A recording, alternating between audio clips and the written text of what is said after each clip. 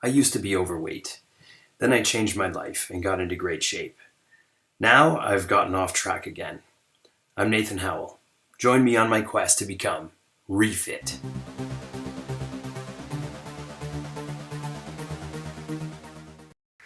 Weight is just the number on the scale. It doesn't tell the whole story. Let's just think of it as a starting point.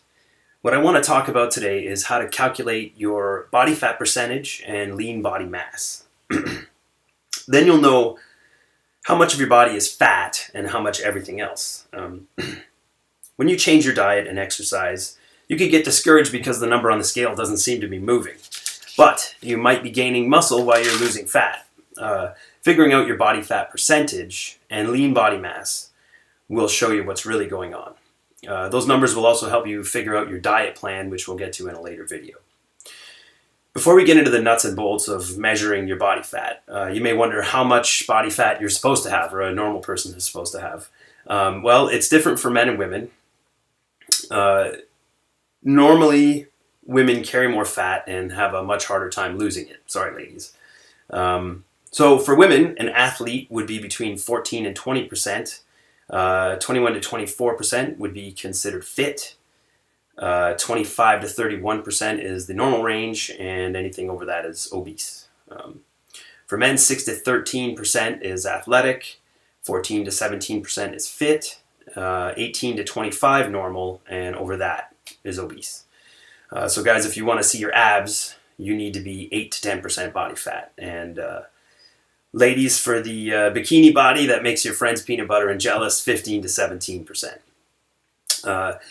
And by the way, don't confuse body fat percentage with body mass index. Body mass index just goes by your weight and height. It's meant to measure body fat over a whole population, right? So, I mean, you could be a huge bodybuilder and it just goes by your weight and height, and it's going to call you obese if you weigh more than it thinks you should for your height. So anyway, to get started, you need two things: a scale and a set of calipers. I recommend the digital ones because it does all the work for you. It gives you your lean body mass and your body fat percentage right there.